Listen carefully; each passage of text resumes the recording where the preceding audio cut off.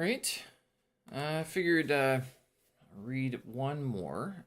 So I've got the architecture page lined up here already, and I figured it'd be a good idea to take a look at some of this. Why not?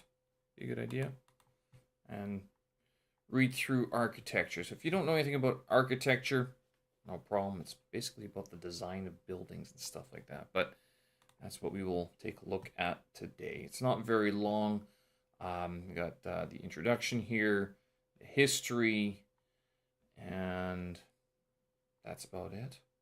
All right, so let's begin. Architecture. Architecture is designing the structures of buildings. It uses both art and engineering. Examples include houses, churches, hotels, office buildings, roads, viaducts, tunnels, and bridges. Architecture is the profession of an architect. Usually, a person must study at an institution of higher education or university to become an architect. There were architects long before there was higher education. They learnt by being an apprentice to an established architect. Architecture can do small designs, such as for a garage, or large designs, such as for a whole city. The capital cities of Brasilia and Canberra were designed. Architecture often overlaps with structural engineering, and architects and engineers often work together. Pictured, Gothic Revival architecture for Santuario de las Layas, Ipiales, Colombia.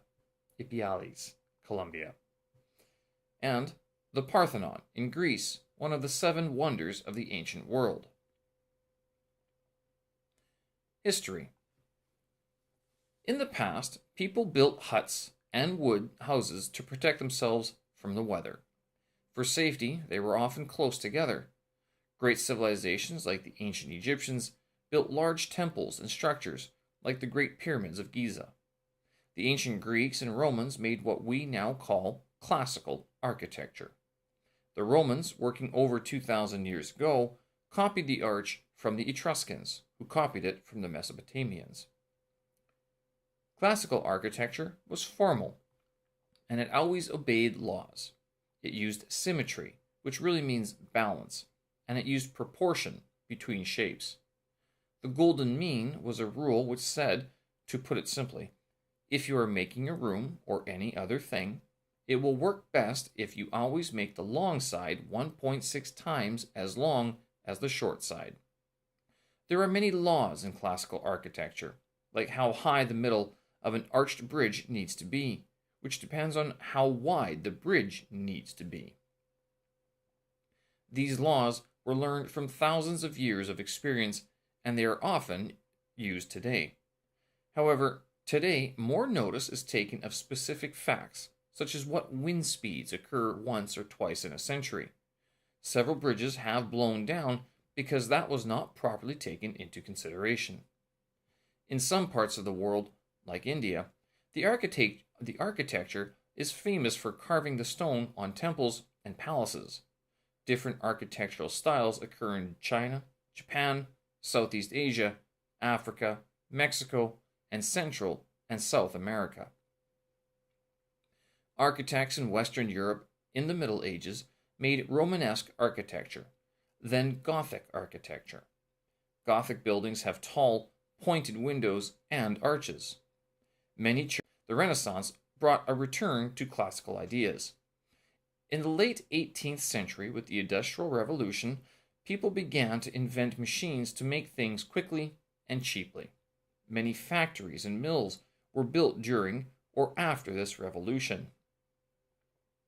Decades later, in the Victorian era, architects like George Fowler Jones and Decimus Burton still followed the Gothic style to build new churches.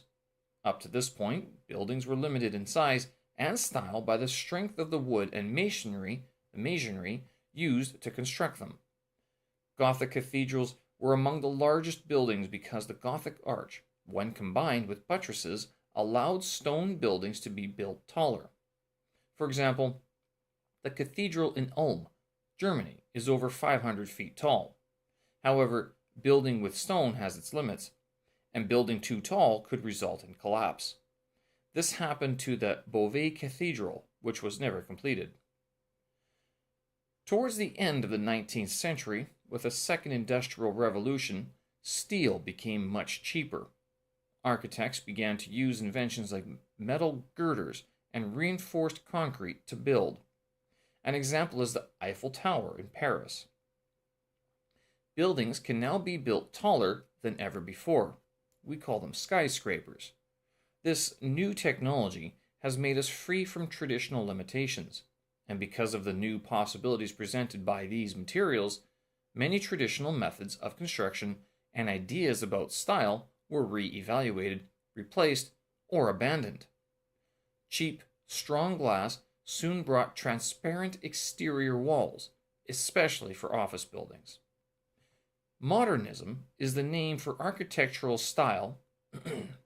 Modernism is the name for the architectural style which developed because of these new building technologies, and its beginnings can be seen as early as 1890.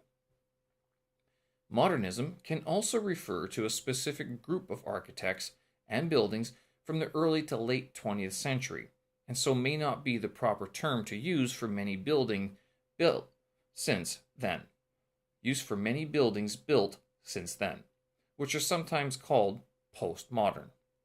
Many of the world's greatest structures were built by modern-day architects, such as Frank Lloyd Wright, Sir Hugh Casson, Norman Foster, I.M. Pei, Adrian Smith, Edwin Durrell Stone, Frank Gehry, Fazlur Khan, Gottfried Bohm, and Bruce Graham. That's the end. Well, thank you very much for listening and watching in today. Hope you guys enjoyed that. That was Architecture, again, with me, Steve.